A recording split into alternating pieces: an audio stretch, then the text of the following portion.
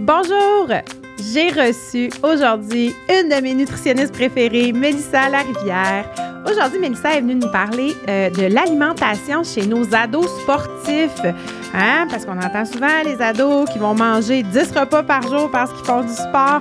Comment les aider justement? Comment bien les nourrir dans toute leur passion sportive? Bonne écoute! Bienvenue au podcast Grandir ensemble. Ensemble! Par Placote. Mélissa, bonjour! Bonjour, Alexandra. Je suis contente de te revoir aujourd'hui parce qu'on s'était déjà vu avec Cosette, entre autres, pour On en avait fait 2, je pense, hein, 2 épisodes. Mais là, aujourd'hui, tu viens nous parler d'un sujet, moi, je suis en plein là-dedans avec mes enfants. On va parler de la nutrition chez nos petits sportifs, nos enfants qui font beaucoup de sport, qui bougent beaucoup, qui ont besoin de manger, puis souvent qui ont besoin de manger beaucoup. Oui. Donc, on va parler de comment on gère tout ça. Oui. Mais tout d'abord, je te laisse te présenter. Bien sûr. Eh bien, merci pour l'invitation. Donc, moi, c'est Mélissa Larivière. Je suis diététiste nutritionniste depuis, j'ai fait le calcul. À chaque Noël, je fais mon calcul. Fait que ça fait 16 ans parce que j'ai gradué au mois de décembre. Exactement. Donc, ça fait déjà 16 ans. Oui. Et auprès des tout petits, là, ça fait déjà 5 ans. Donc, je me spécialise vraiment en nutrition pédiatrique. Uniquement cette clientèle-là, c'est du service par Zoom là, en ligne. Et je suis aussi la maman de Julia et de Maëlie qui vont bientôt avoir 11 ans. Ah, donc, ils sont rendus très grandes. Je suis pas dans le sport-études. Là. Ils pratiquent quelques activités, mais on n'est pas... Oui, ils bougent, exactement. Mm-hmm. Et c'est ça. Je fais partie, en fait, sur les réseaux sociaux. J'ai ma petite entreprise là, qui est J'aime Love Nutrition, mais je fais aussi partie, justement, avec Cosette, là, de la belle équipe, exactement, des nutritionnistes en pédiatrie. Oui. Donc, c'est qui je suis. Et, on a plein de projets. Et j'anime aussi, c'est vrai. Je suis aussi co-animatrice avec Cosette de notre balado des nutritionnistes en pédiatrie. Où vous abordez vraiment des sujets très, très précis. Puis vous allez loin quand même dans votre discussion. Oui, exact. C'est des questions que les gens nous posent souvent là, via les réseaux sociaux. Puis là, des fois, on fait OK, on va faire un épisode de balado avec ça. Comme ça, quand les questions reviennent, on peut référer aussi. Puis on peut aller plus loin dans un épisode de balado versus dans une réponse en privé là, sur Instagram. Même on aime ça aussi des fois, mais c'est ça. C'est plus bref quand c'est en stories. Puis on est certain en vous suivant que c'est de l'information fiable, que c'est la science appuie cette information-là, puis on est vraiment certain d'avoir la bonne info. Fait que c'est une très, très bonne ressource que j'aurais aimé avoir quand j'ai accouché de mon premier. Mais là, quand même, il y a des sujets qui viennent me chercher aussi. Aujourd'hui, on va parler de l'alimentation chez nos petits sportifs. Puis là, on va faire la distinction. Hein? Là, on ne parlera pas de l'alimentation des jeunes qui s'en vont vers l'excellence. Non, donc, des jeunes qui sont à sport-études, qui font du sport comme 15-20 heures semaine. Bon, eux, c'est un autre dossier parce qu'il y a des particularités pour ces jeunes-là. Oui, exactement. Puis là, eux vont avoir besoin des plans alimentaires aussi, là, vraiment plus personnalisés selon le sport qui est pratiqué puis selon aussi l'horaire d'entraînement. Donc, parce que des fois, ils s'entraînent très tôt le matin, pas le temps de déjeuner. Exactement, c'est ça. Il y a des particularités. Oui, puis là, il y a plus de calculs à être fait aussi pour que, on sait que là, l'alimentation peut avoir un impact, bien entendu, dans la performance, mais là, en effet, aujourd'hui, on va s'en tenir à nos petits qui bougent beaucoup quand même, mais qui ne sont pas nécessairement là, dans un volet compétitif. C'est ça, nos petits cocos là, qui ont des cours de 2-3 sports par semaine, fait que ça fait qu'au final, ils bougent 2 heures par jour. Oui, exactement. Plus l'école, l'éducation physique, tout ça. Je sais comme pas par quel bout le prendre parce que avec Cosette, on a parlé de l'hydratation, puis elle a abordé un petit peu cet aspect-là. Oui. Mais peut-être qu'on pourrait commencer par se faire un petit rappel de, justement, là, l'hydratation, parce que c'est quand même à la base de notre alimentation. Là, l'hydratation, c'est quand même le numéro 1. Hein? Sans être hydraté, ben, c'est sûr que le reste ne suivra pas. Non, exactement. À quoi on peut s'attendre là, faire un petit rappel, là, par exemple, pour avant, pendant, après là, nos petits cocos qui bougent? Bien, c'est sûr que si on parle justement d'hydratation, il faut savoir qu'à partir du moment où l'activité physique dure moins d'1 heure, l'eau va être suffisante pendant... Puis là, ça, c'est bon pour les enfants, mais c'est bon aussi pour vous, les adultes. Là, on n'est pas obligé d'avoir toujours nos boissons pour sportifs si on s'en va faire une petite... puis encore là, il y a des nuances, il y a des exceptions. Si l'enfant, justement, n'est pas capable de manger avant son entraînement, qui serait, exemple, très tôt le matin, là, ça peut être des stratégies qu'on pourrait venir essayer. Mais ce qu'il faut retenir, c'est qu'une activité de moins de 60 minutes, l'eau, habituellement, va être amplement suffisante. Plus de 60 minutes, là, les boissons pour sportifs, ou s'ils font, là, on enregistre ça, on est en plein mois de janvier, suite le lendemain d'une tempête de neige, mais si on est l'été, exactement, les jeunes aussi qui sont dans la piscine, la déshydratation, on va moins la ressentir parce qu'on ne ressent pas, tu sais, la sueur et tout ça, mais reste quand même que si on est dans des périodes qui sont très, très chaudes, là, ça peut être intéressant d'avoir des boissons pour sportifs pour optimiser, en fait, l'hydratation parce que ça va aider au niveau de la réhydratation à cause des électrolytes qu'il y a dans les boissons pour sportifs. Mais comme je disais, là, je pense que la base, c'est de retenir que de l'eau, c'est super important. Puis là, tu l'as dit, dans la pratique d'un sport,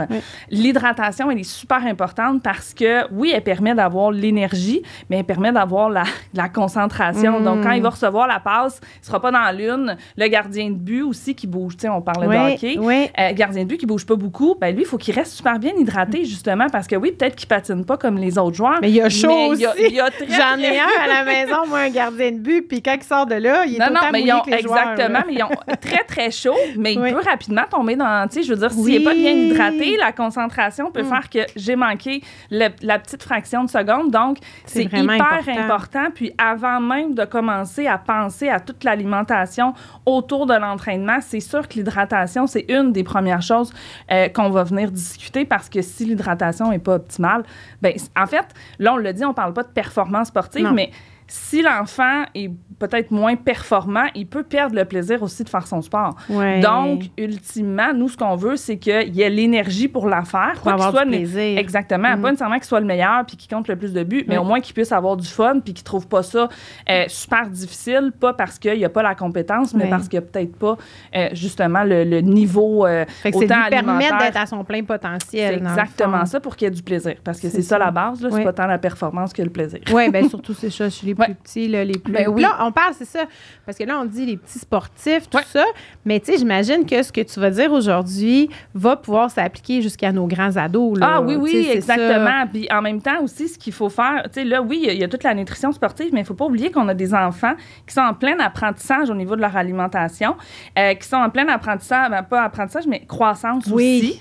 Donc, il y a des besoins nutritionnels qui vont être augmentés. Bien entendu, quand on arrive près de la puberté, ça augmente de façon naturelle, sans avoir nécessairement, exactement, il va y avoir une augmentation dans l'appétit, puis là, on se dit, ben voyons, mais qu'est-ce qui se passe? Fait que si en plus, il bouge, ben là, comme parent, il faut s'assurer qu'on ajuste nos commandes d'épicerie, puis que, ben là, qu'il y a suffisamment de nourriture disponible pour qu'ils puissent, justement, combler, de un, les besoins de la croissance, de la puberté, mais aussi les besoins qui vont être associés à la pratique du sport. À la pratique du sport.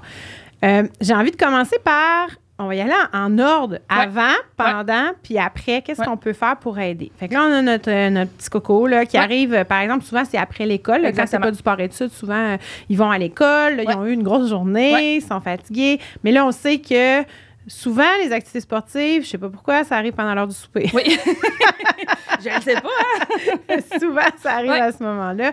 Mais qu'est-ce qu'on devrait faire, là, justement, au retour de l'école? Tu sais, une bonne collation. Comment on devrait voir les choses comme parents?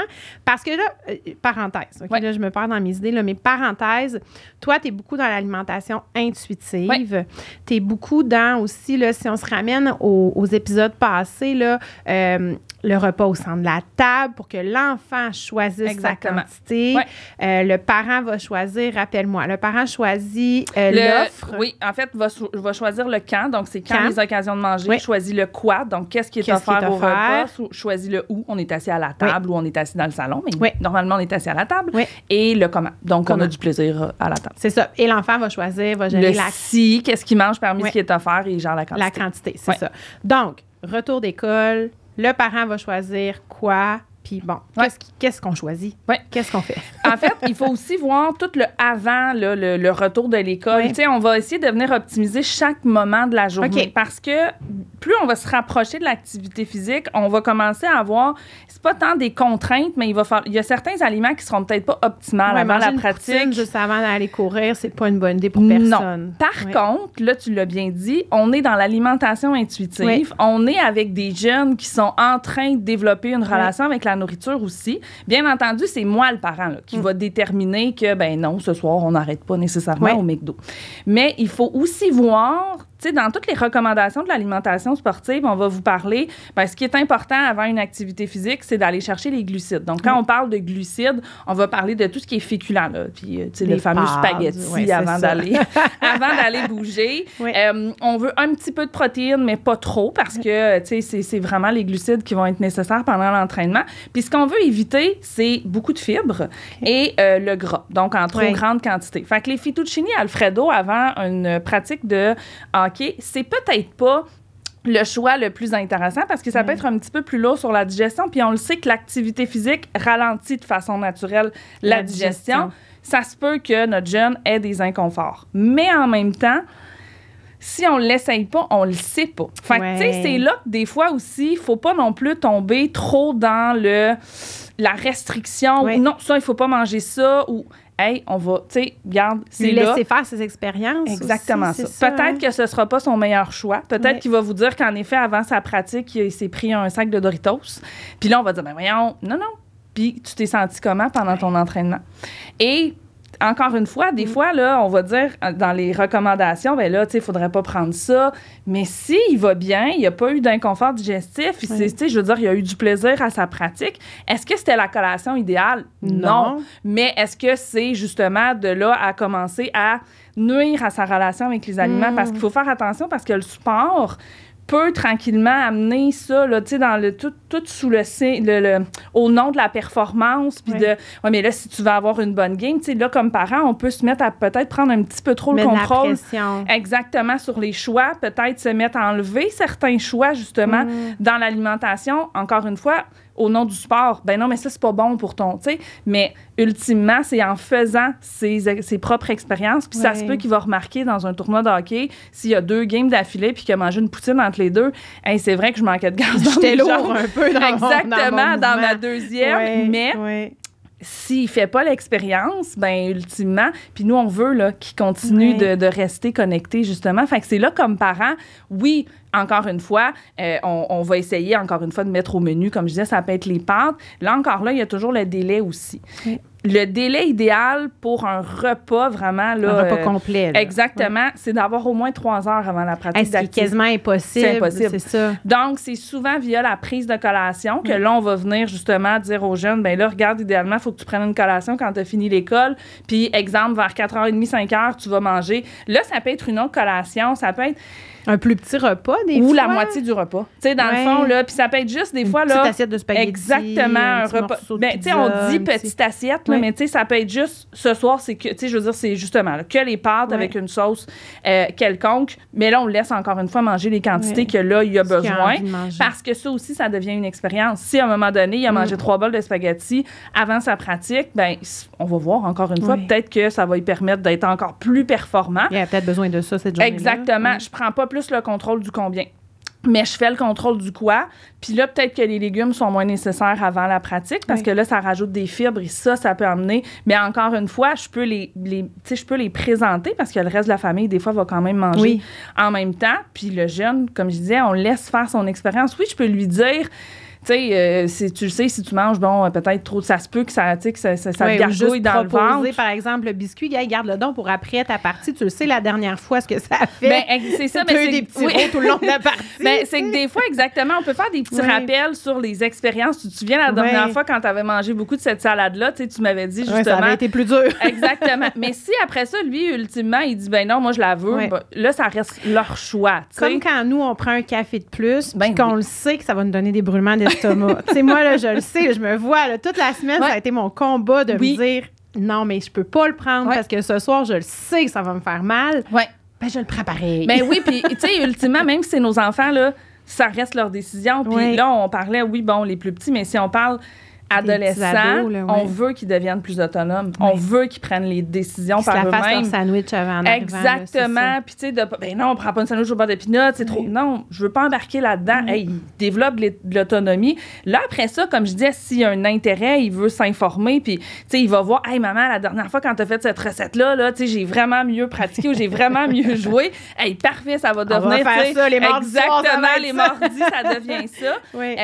Mais dans le fond, c'est ça, c'est que plus le délai est court, plus on va focusser sur les glucides et plus on va, peut-être, oui, comme je disais, moins en quantité, mais encore là, ça, c'est toujours le jeune qui va le déterminer. Et là, le après va devenir important, justement, pour venir combler, en fait, ce qu'il n'aura pas nécessairement réussi à manger. Et pour récupérer, là, après la pratique d'activité physique. Encore là, il faut voir la fréquence de l'activité physique. Si le jeune a 2 à 3 heures d'entraînement à tous les soirs, son après devient important. Surtout si le souper ne veut pas être coupé de moitié, ben, ça lui prend une occasion supplémentaire. Si votre jeune, il y a un 2-3 heures, mais aux 2-3 jours, ben là, oui, c'est important qu'ils mangent après, là, bien entendu. C'est toujours important parce que de toute façon, ils ne reviennent pas à la maison à 9 heures. Ils vont avoir faim. Oui, ils ont faim. Ils ont faim. Puis là, il n'est pas peur de réoffrir un repas. Parce que là, complet. Encore une fois, oui, exactement. Puis là, souvent, mais là, ils s'en vont se coucher. C'est la même chose qu'avant le sport. Là. C'est pas de se dire, mais là, il ne dormira pas bien. Il va l'expérimenter. Puis s'il ne dort pas bien, il va apprendre de ces expériences-là. Vous pouvez poser des questions. Tu t'es senti comment? Tu avais mangé quand même beaucoup, t'es allé te coucher, t'as-tu eu mal au ventre, t'as-tu mal dormi? Si tout a bien été, même s'il nous dit oui, c'est vrai, j'ai eu mal au ventre ou j'ai pas bien dormi, je te l'avais dit. Non. Ben OK, la prochaine fois, on verra ce que t'as mangé. Exactement, puis peut-être qu'on pourra, peut-être que là, le petit bol de céréales au lieu des pâtes, ou on peut proposer autre chose, mais on reste quand même dans la base de l'alimentation. On veut offrir de la variété. Là. Fait que, si c'est le restant du repas, c'est le restant du repas. S'il a envie de se faire des toasts, il part pour se faire une omelette. Il veut... On laisse aller, justement, puis on focus toujours encore là sur la variété. Des fois, ça va juste être une grosse collation. Ça va se prendre un pain aux bananes avec un fruit. Il va se faire un smoothie. On veut lui donner les occasions, dans le fond, pour que, encore une fois, le parent est responsable du camp. Bien, quand on revient du sport, il y a une occasion pour manger. Là, à ce moment-là, c'est le moment. Oui, exactement. Puis on peut quand même mettre des balises à quels aliments sont disponibles aussi à cette période-là, quand on revient Comme la collation du soir, chez nous, c'est fruits, produits laitiers ou légumes, ou ton assiette, des fois, quand on n'a pas fini de ramasser. Des fois, ils reviennent déjà. Exactement. Regarde, t'as pas fini, profite-en. Elle est encore là. Elle est disponible encore, vas-y. Mais c'est fait qu'on gère ça vraiment de cette façon-là. Comme parents, là, qu'est-ce qu'on devrait... Parce que là, oui, c'est nous qui décidons le quoi, mais qu'est-ce qu'on devrait toujours avoir sous la main, là? Tu sais, là, pour nos cocos qui mangent beaucoup, là. Ils mangent beaucoup. Puis on s'entend que cuisiner tout le temps des repas, à un moment donné, on n'en vient pas à bout, là. Ça serait quoi des trucs, là, vraiment pratico-pratiques qui fait qu'on offre à nos enfants tout ce dont ils ont besoin avec une bonne variété, mais qu'on a quand même le contrôle parce qu'au bout de la ligne, on le sait que ça coûte cher. On le sait que, bon, c'est bien beau acheter du yogourt au Costco, mais à un moment donné, ils en viennent à bout. Là, oui, exactement. Puis, on ne peut pas faire le Costco 2 jours. Là, non, exactement. Puis moi, puis là, encore une fois, sport, pas sport, mais avec les jeunes enfants, puis surtout quand on voit que l'appétit arrive, là, souvent, ce que je dis aux parents, là, c'est les moments parfaits. Pensez tout ce qui est féculent. Puis là, ça peut être, oui, les céréales, les craquelins, mais de façon maison, là, faire des batchs de gaufres, des batchs de crêpes que vous gardez congelés, avoir des pains aux bananes, des muffins, des galettes à l'avoine. Est-ce qu'on ajoute des protéines là-dedans? Pas nécessaire. Pas nécessaire. C'est pas... Parce que, tu sais, moi... Mais de ces temps-ci, là, je fais beaucoup des muffins puis je broie de la PVT là, pour rajouter un peu de protéines dans mes muffins parce que moi, c'est mon déjeuner. Puis exactement. Moi, je suis consciente que ça va m'aider à passer ma matinée. Mais est-ce que ça peut être un ajout ou c'est vraiment pas nécessaire dans le sens que... est-ce que pour un enfant, ça a toujours été, tu sais, je fais mes muffins avec mes protéines. Puis là, je me dis, est-ce que je laisse mon enfant, tu sais... il peut les prendre, mais il n'y a pas de problème à les prendre. Puis en fait, ce qui est le fun, c'est d'avoir différentes recettes, d'avoir les galettes avec eux. Il y a le petit plus, là. Il y a de la PVT dedans. J'ai le pain aux bananes. Ça va peut-être te remplir le bedon plus longtemps. Oui, puis en effet, puis en même temps, ça permet aussi que je cuisine pas 12 pains aux bananes à chaque semaine. Fait que je peux avoir des variantes dans mes recettes, mais il n'y a pas de problème à en rajouter. Comme je disais, c'est pas nécessaire, contre, de commencer à rajouter de la poudre de protéines dans chacune de nos recettes. En plus, on s'entend que c'est pas bien bon. Non, non, exactement, mais de la bonifier avec la PVT. Des fois, on va avoir des galettes aussi qui peuvent être faites à partir de pois chiches, de haricots. Là, encore une fois... C'est ça, avec les légumineuses. Avec les légumineuses. Des brownies aux légumineuses. Oui, c'est ça. C'est un dessert qui vient de bourrer un petit peu plus. Oui, exactement, mais qui peut être mangé en collation. Fait que, comme je disais, tu sais, le jeune, il revient de l'école le soir. Ben là, au lieu de manger la boîte de bar-tendre au complet, il va manger un pain aux bananes ou il va manger justement une galette PVT. Puis là, moi, je le dis toujours, quand ils ont très, très faim, là, ce que vous voulez essayer de les encourager chez votre jeune, c'est de mettre de la variété. Au lieu qu'ils se tapent le pain aux bananes au complet parce qu'il avait donc faim, c'est de l'amener à penser, ben tu sais, mettons, là, on pourrait prendre le pain aux bananes, mettons, tu pourrais te faire un smoothie avec ça. Si t'as encore faim, prends-toi une poignée de noix. Donc, encore une fois, sans être obligé de dire, ouais, mais là, ajoute des protéines, ajoute des fibres. On parle pas de nutriments, on parle d'aliments. Je veux qu'il y ait le réflexe. J'ai encore faim, ben, je vais essayer d'aller chercher. Oui, des fois, peut-être qu'il va avoir envie de son deuxième morceau de pain aux bananes. Ah, ben ça fait correct. Partie aussi du goût, là. Si t'as le goût d'en manger encore, c'est ça. Puis c'est correct, là. Mais des fois, c'est parce que j'ai pas le réflexe, j'y pense pas, puis il y a que ça. Mais là, on le disait, là, le coût de l'épicerie, puis veux pas, si j'ai fait une batch de muffins, puis qu'après 2 jours, il y en a plus, ça se peut que je vais peut-être revoir les quotas, puis te faire, OK, ben là, vous pouvez prendre des muffins. Un par jour. Exactement, mais là, vous en avez un par jour, puis je veux bien en cuisiner d'avance, là, mais à un moment donné, on n'est pas obligé de devenir... Exactement, fait qu'on peut rendre des portions disponibles quand même, mais à ce moment-là, c'est pas dans la restriction, c'est en l'emmenant à venir mettre d'autres aliments avec ça. C'est ça. Oui, puis en fruits, des légumes. Puis en focusant sur les autres aliments, ben, sur cette variété-là, tu le disais, ben, le pot de yogourt, au lieu de peut-être de faire 2 jours, il va peut-être faire 4 jours parce que maintenant, il mixe, il rajoute des céréales, il se rajoute... Puis là, laissez-les faire les mix qu'ils ont envie de faire. Là, c'est là que, justement, ils explorent. Fait que des fois, ils vont nous faire des mix, on fait « Eh, boys! » Il semble que ça, c'est bizarre, mais... On veut l'encourager parce qu'on veut... Peut-être qu'en effet, il va y goûter, il va faire... Mais là, tu l'as fait, là, fait que, tu sais, on le mange, mais la prochaine fois, mais ces expérimentations-là font qu'il va pouvoir développer ses compétences pour rester et devenir un mangeur intuitif aussi quand il va devenir adulte. C'est ça. Puis, si on prend un petit coco, par exemple, parce que même si c'est pas du sport de haut niveau, là, ils font des compétitions, des tournois, ils font... Bon. Puis ça, des fois, ben l'horaire de repas est chamboulé. Des fois, on est à l'extérieur aussi. Oui, on se ramasse dans les restaurants, exactement. On a moins de variété, moins de choix. Qu'est-ce qu'on devrait mettre dans notre valise, là, de notre petit loup, pour quand il part comme ça, une journée complète, là, dans son sac de sport? Qu'est-ce qu'on devrait prioriser comme variété d'aliments? Parce que j'imagine que si on y met juste des pommes, il fera pas sa journée. Non, il fera pas sa journée. Puis là, je reviens avec tout ce qui est féculent. Là. Donc, oui, ça peut être des versions maison. Ça peut aussi être des trucs que vous avez là, commerciales. Oui, là, les fameuses barres aux figues. Là. Oui, c'est toujours bien pratique de pitcher dans le... Les noix peuvent être aussi... Je peux venir ajouter ça. Si on pense vraiment à des aliments aussi qui n'ont pas nécessairement besoin de réfrigération, oui, bien entendu, ils peuvent avoir une petite boîte à lunch. Parce que c'est un enjeu, ça aussi. Oui, exactement. Fait que, les noix, les craquelins, les bar-tendre, ou comme je disais, là, les versions qu'on aura fait maison, ça peut être des petites céréales secs aussi, les boissons de soya ou toutes les boissons végétales qui peuvent être conservées là, à température pièce aussi. Là.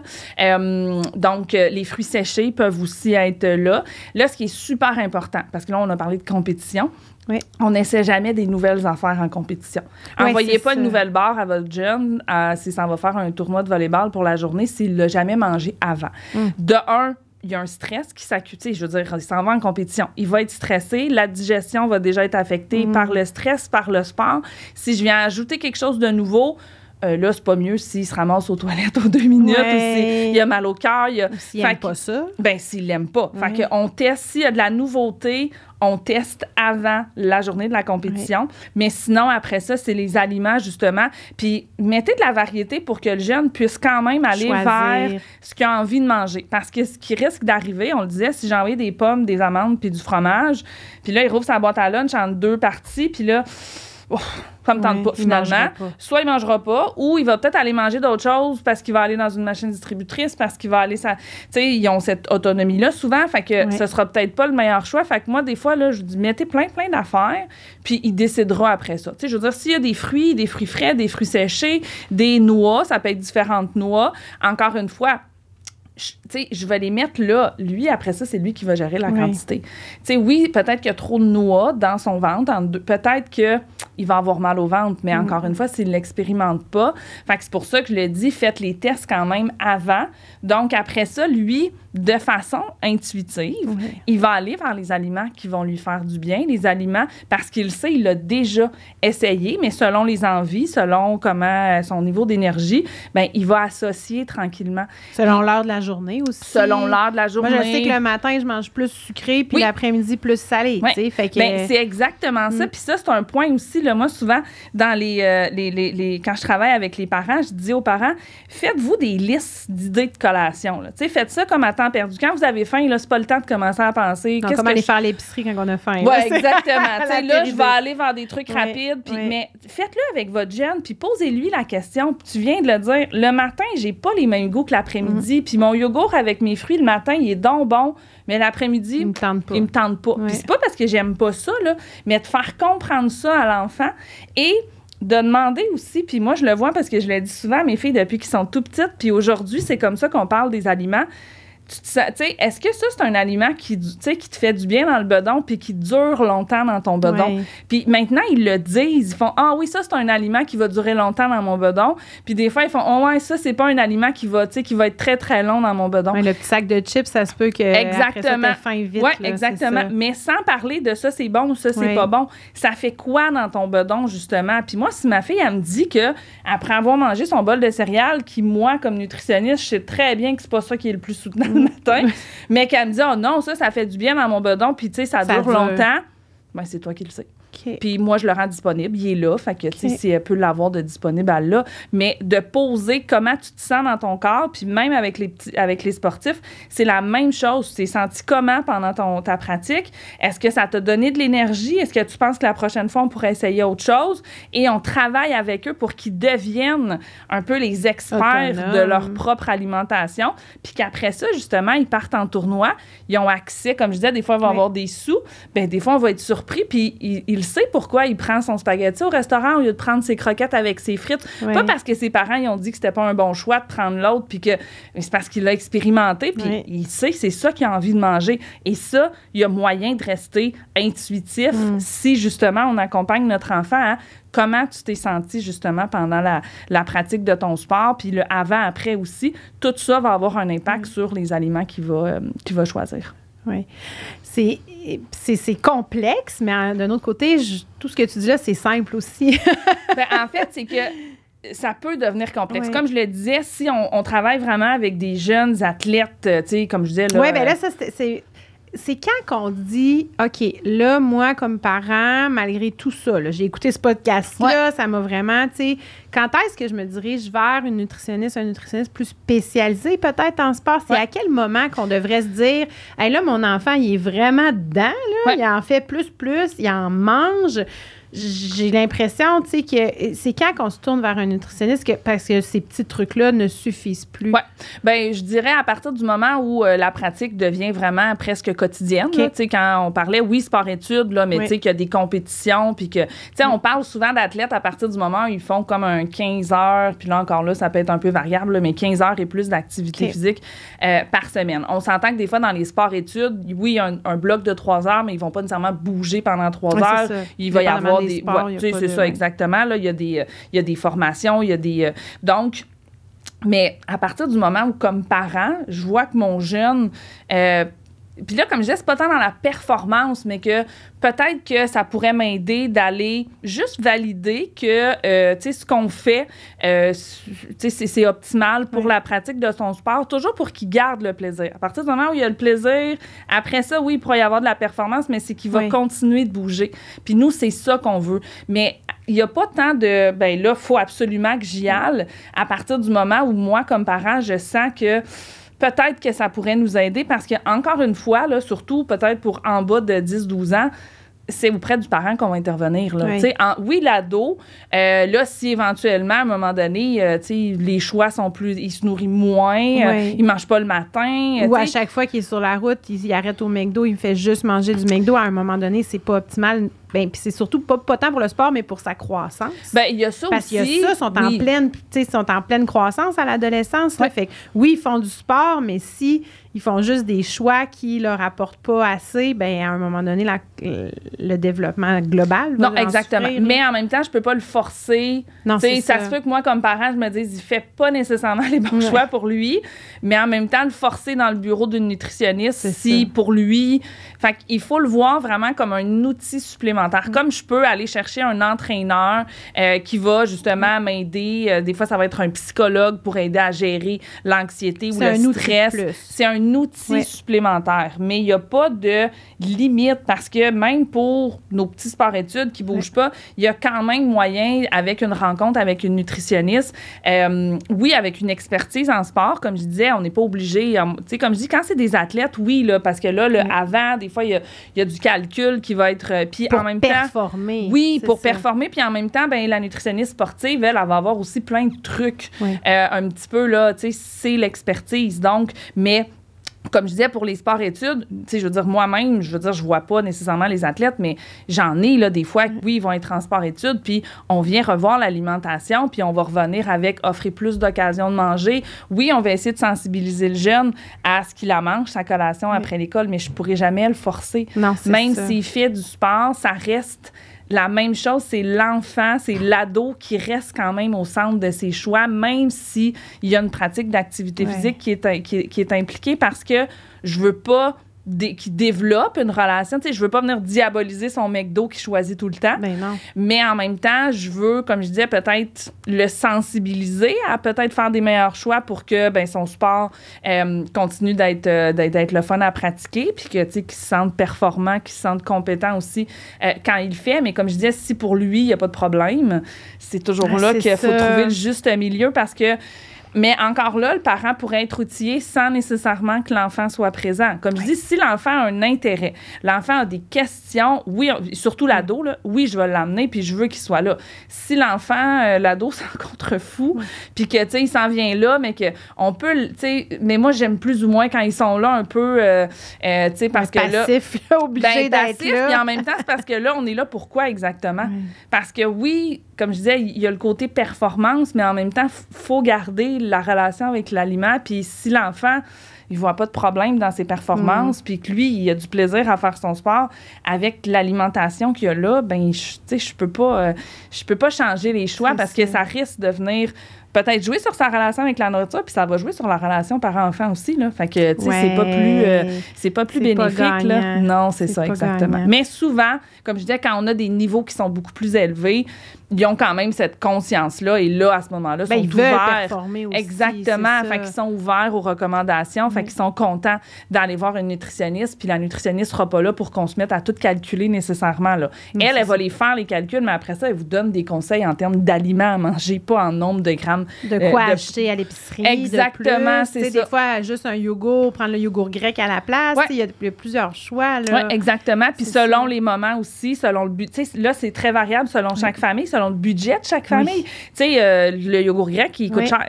Fait que, est-ce que je peux aller avec un yogourt plus régulier, mais le bonifier avec autre chose, des grains, des... Tu sais, fait qu'il y a moyen, justement, selon la réalité de chaque famille aussi, de venir personnaliser les recommandations. Puis c'est là que d'avoir une nutritionniste avec une expertise. Tu sais, on a tous une base, là, mais comme je disais, si on s'en va plus dans le compétitif, c'est sûr que là, ça vaut la peine d'aller vraiment voir une nutritionniste. Un outil plus, finalement. Oui, exactement. C'est ça. Puis, nos petits cocos, là, qui font du sport, tout ça, nous, on les voit aller, on les voit, tu sais, puis quand ils reviennent à la maison, ils ont faim, ils mangent. Truc, là, vraiment pratico-pratique. Tu l'as dit, là, offrir de la variété. Oui. Offrir le camp aussi, fait que plus d'occasions. Plus d'occasions de s'asseoir, de manger. Ça, c'est vraiment la clé, autant enfants qu'adolescents. Là, c'est pas tant... tu sais, à un moment donné, ils vont avoir une limite de quantité à chaque fois. Là. Puis on veut aussi qu'ils s'habituent. On veut pas qu'ils se gavent. Là. Ils ont tellement faim à chaque fois qu'ils vont toujours manger des très, très grandes quantités. Donc, plus les besoins énergétiques augmentent, plus vous augmentez la fréquence. Fait que là, la fréquence, pas la quantité, on la gérer. Exactement. Mais je vais augmenter la fréquence. Fait que peut-être qu'au lieu de manger à toutes les 3 heures, on va plus être aux 2 heures. Et je vais offrir plus de variété à chaque fois aussi. Mais après ça, la quantité, c'est toujours eux qui vont le gérer. Fait que... Puis, je pense, par exemple, là, aux ados qui vont gérer un peu plus, de plus en plus le quand. Oui. Parce qu'il y a ça aussi, tu sais, à un moment donné, comme parents, quand ils sont tout petits, c'est facile, OK, c'est l'heure de la collation, on s'assoit, on a coupé les fruits, on a du fromage, tu sais, c'est là, c'est très facile. Rendu ado, là, il ouvre le frigo, là. Mais en même temps, là, tu sais, puis on le disait tantôt, on revient à l'exemple du sport, on veut que ce soit... Mais notre job de parent à l'adolescence, là, c'est encore que ces aliments-là soient facilement accessibles. Tu sais, si mon jeune, il revient, puis on fait « Ah, mais il y a du melon d'eau, t'as juste à te couper du melon d'eau. » Non, il faut déjà qu'il soit coupé, là. Il faut qu'on continue. Puis là, oui, tranquillement, je peux les impliquer peut-être dans cette préparation-là avant la semaine. OK, on va tout couper les fruits. Donc, pour eux, quand ils vont ouvrir le frigo, ça va être facile d'aller chercher le fruit, d'aller prendre le morceau de pain aux bananes, de se faire un smoothie parce que les légumes, pas les légumes, mais les fruits surgelés sont déjà prêts. Ça, c'est déjà prêt. Fait que c'est super facile. Mais même s'ils sont adolescents, tant qu'ils habitent à la maison, c'est quand même nous qui gère, je dis qui gère le camp dans le sens que je peux quand même mettre certaines balises dans le sens que c'est correct, je te laisse te nourrir quand t'as faim, mais ça veut pas dire que j'ai plus de structure non plus. Puis en même temps, normalement, il y a quand même une base qui s'est installée là, au courant de l'enfance où l'enfant a appris à se nourrir. Il sait, on prend une collation entre les deux repas. En fait, c'est ça. Puis c'est que la cuisine n'est pas ouverte 24 heures sur 24. Fait que ça se peut que moi, 30-40 minutes avant un repas, je fasse... Tu sors de la cuisine, tu peux le temps de manger. Donc, je veux que tu apprennes à te nourrir. C'est correct, tu peux manger quand tu veux. Je comprends que c'est peut-être là que tu as faim. Mais là, la cuisine, 1 heure avant et après les repas, c'est fermé. Après ça, tu peux te... Donc, il y a quand même encore une certaine structure qui est là. On peut s'asseoir avec notre jeune pour voir c'est quand que tu as faim. Tu sais, si on voit qu'il a tout le temps faim, lui, à 5 heures, puis que le souper, nous, on peut pas, il n'est pas prêt à 5 heures. On peut trouver un peu une entrée. Ben oui, exactement. Ben voici, regarde ce que tu pourrais manger. Voici ce qui est disponible à ce moment-là. Moi, ce que je veux surtout, c'est préserver le repas familial. Tu sais, je le sais qu'à l'adolescence, déjà, là, on l'a dit, souvent, ils pratiquent des sports.